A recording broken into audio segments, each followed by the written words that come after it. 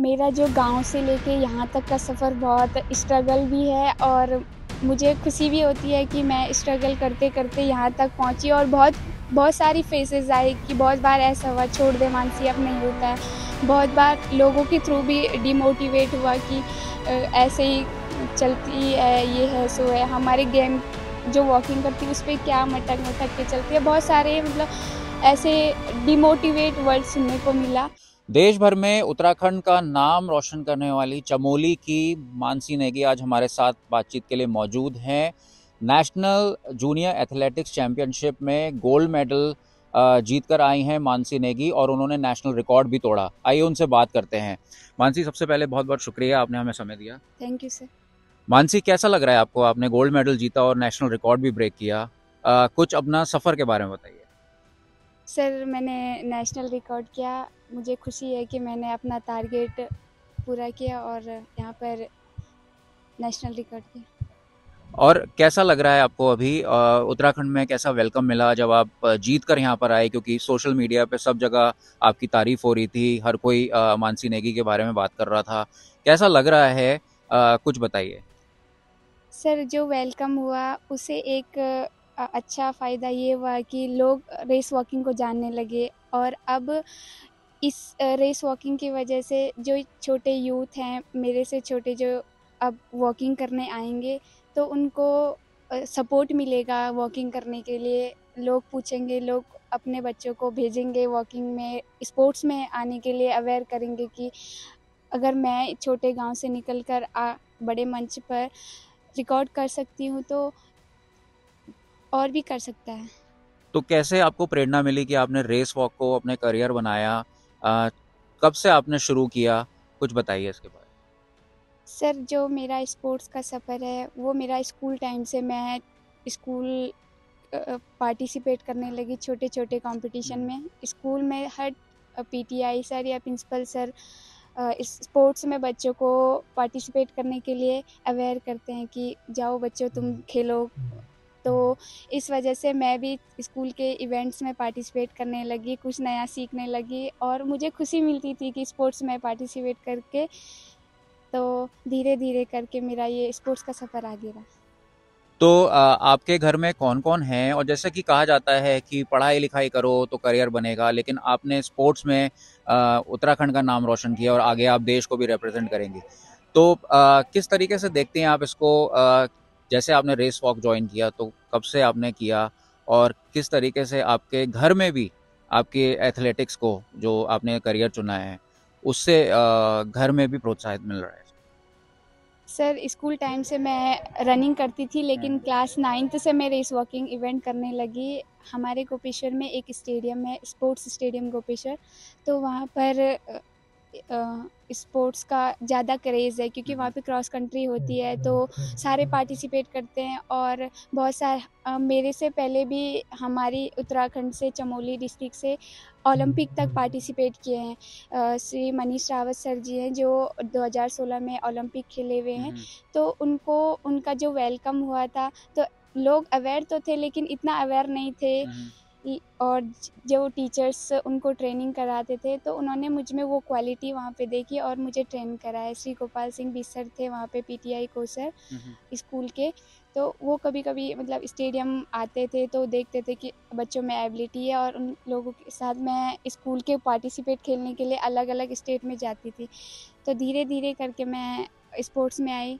दो 2018 में प्रधानमंत्री द्वारा खेलो इंडिया आयोजन किया गया जिसमें मेरा नाम भी आया और मैं 3 किलोमीटर रेस वॉक में गोल्ड मेडल जीता। तो वहाँ से मीडिया के थ्रू बहुत प्रचार-प्रसार हुआ, तभी थोड़ा अवेयर हो गए थे लोग, लेकिन वैसा सपोर्ट नहीं मिल पाया क्योंकि पहला-पहला था, लेकिन जितना भी मिला अच्छा था।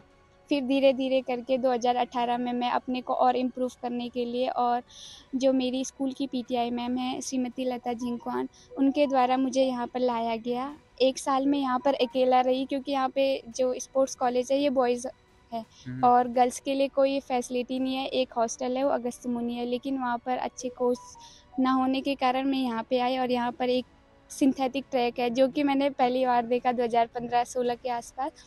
तो ये मेरे लिए एक कुछ नया सीखने का वो था, तो इसलिए मैं यहाँ पे आई और यहाँ से मैंने सीनियर के कंपटीशन भी विन किए, जूनियर के कंपटीशन भी विन किए और अभी वर्ल्ड चैम्पियनशिप खेल के भी आई और नेशनल रिकॉर्ड भी किया अनूप सर की ट्रेनिंग के अंदर। तो मैं कहना चाहती हूँ कि स्पोर्ट्स ज़रूरी है हर प्लेयर के लिए, हर जो स्टूडेंट है उनके लिए स्पोर्ट्स का एक छोटा सा पार्ट होना बहुत ज़रूरी है। अब बात करते हैं एजुकेशन की। एजुकेशन भी इम्पॉर्टेंट है, ऐसे नहीं कि हम खेल रहे हैं तो बस हम खेल ही रहे हैं। एजुकेशन बहुत ज़रूरी है क्योंकि जो हमारा स्पोर्ट्स है वो पूरा एजुकेशन पे डिपेंड है। अगर आप कोई आपको कुछ चीज़ बता रहा है, अगर आप उसको समझ नहीं पाओगे, ना पूछ पाओगे, तो फिर वो चीज़ नहीं है। तो चमोली से और नेशनल जूनियर चैंपियनशिप तक अपने सफ़र को किस तरीके से देखते हैं? फैमिली में आपके कौन कौन हैं, बताइए इसके बारे में। यस सर, मेरा जो गांव से लेके यहाँ तक का सफ़र बहुत स्ट्रगल भी है और मुझे खुशी भी होती है कि मैं स्ट्रगल करते करते यहाँ तक पहुँची और बहुत बहुत सारी फेसेस आई कि बहुत बार ऐसा हुआ छोड़ दे मानसी अब नहीं होता है।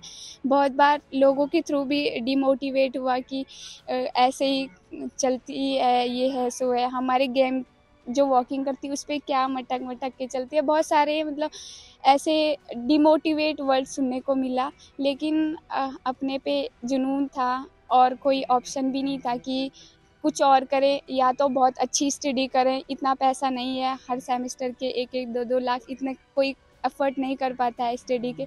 लेकिन स्पोर्ट्स है, ये तुम्हें हर चीज़ देता है। तुम्हें एक सबसे पहले एक अच्छा प्लेयर बनाता है, अच्छे अच्छे लोगों से इंटरेक्ट कराता है, कुछ नया हर रोज़ हम नया सीखते हैं और एक जो माहौल है वो बनाते हैं कि हम अगर अच्छा कर रहे हैं तो हम आने वाले जूनियर के लिए भी अच्छा करें, अच्छा सोचते हैं।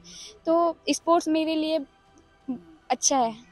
तो फैमिली को आप किस तरीके से आपका जो करियर है वो मदद दे रहा है, क्योंकि गांव से आप आते हैं, गांव से आपने देहरादून तक का सफ़र किया है, पहाड़ की ज़िंदगी आसान नहीं होती, तो किस तरीके से इसको देखते हैं, उसके बारे में कुछ बताइए। यस सर, पहाड़ का जो सफ़र है वो आसान तो नहीं है लेकिन मुमकिन है अगर हम करना चाहे, अगर लोग हमें सपोर्ट करें और हम पहले खुद उस लायक काम करने के लिए रेडी रहें कि नहीं मुझे करना है, चाहे कितनी भी फेसेस पार करनी पड़े हमें। मेरे साथ भी 2016 में मेरे फादर एक्सपायर हो गए थे, प्रॉब्लम थी, लिवर प्रॉब्लम। तो उस टाइम मेरे को वो फेस बहुत स्ट्रगल था, ना मेरा घर में कोई इनकम सोर्स था कि मैं आगे की पढ़ाई के लिए देहरादून जा पाऊँ। सारे ऑप्शन मेरे लिए बंद थे, लेकिन खेलो इंडिया स्कीम जो आई उसके तहत एक थोड़ा आशा मिली, क्योंकि खेलो इंडिया स्कीम में रहते हुए हमें पर मंथ 10,000 रुपये मिलते हैं। 10,000 की वजह से ही मेरा घर चला, घर भी मेंटेन करा, अपना जो स्कूल का एजुकेशन है उसको भी मैनेज करा और स्पोर्ट्स को भी मैनेज करा। तो दिक्कतें होती हैं, लेकिन अगर कुछ करना है तो हिम्मत रखनी पड़ती है। तो मैंने हिम्मत रखी, मुझे नए अच्छे लोग मिले, सपोर्टिव लोग मिले, तो उन सबको मैं थैंकफुल करना चाहती हूँ। अगर आप सब लोग उस टाइम मुझे सपोर्ट ना करते तो आज मैं यहाँ पे ना होती। जो भी मुझे बेस्ट विशेस देते हैं, जो भी मेरे लिए दुआएं करते हैं, मैं उनको थैंकफुल करना चाहूँगी। मुख्यमंत्री पुष्कर सिंह धामी साहब मिली, कैसा लगा? सर हमें हमारे सीएम सर से मिलके बहुत अच्छा लगा और सीएम सर ने स्पोर्ट्स के लिए सोचा और हम लोगों को भी आगे के कंपटीशन के लिए कुछ धनराशि मुहैया करवाई ताकि हम आने वाले जो बड़े इवेंट हैं उसमें अच्छा कर सके। तो अभी देखा जाए तो जो ये प्रोसेस चल रहा है ये अच्छा है और मैं अपने जो जूनियर्स फ्रेंड्स हैं जो अभी स्टार्ट कर रहे हैं उनको मैं यही कहना चाहूँगी कि अपना काम हमेशा ईमानदारी और लगन से करो, रास्ते तुम्हारे लिए खुलते रहेंगे। बहुत बहुत धन्यवाद, आपने हमें समय दिया मानसी, और आगे आपके लिए शुभकामनाएं, आप और तरक्की करें और प्रदेश को और देश को और आगे लेके जाएं। Thank you sir. तो ये थी हमारे साथ एथलीट मानसी नेगी, जिन्होंने हमें बताई अपनी जर्नी कि किस तरीके से पहाड़ के एक दूरस्थ गांव से निकलकर देश में उन्होंने एक नेशनल रिकॉर्ड को तोड़ा और गोल्ड मेडल जीत के आई। इस तरीके से उन्होंने इंस्पायर भी करती हैं जो बाकी यंग एथलीट्स हैं उत्तराखंड के, उनको इंस्पायर करती हैं कि वो भी आगे बढ़ें और प्रदेश का नाम रोशन करें। कैमरामैन अनिल बडोनी के साथ अंकित शर्मा, देहरादून, उत्तराखंड तक।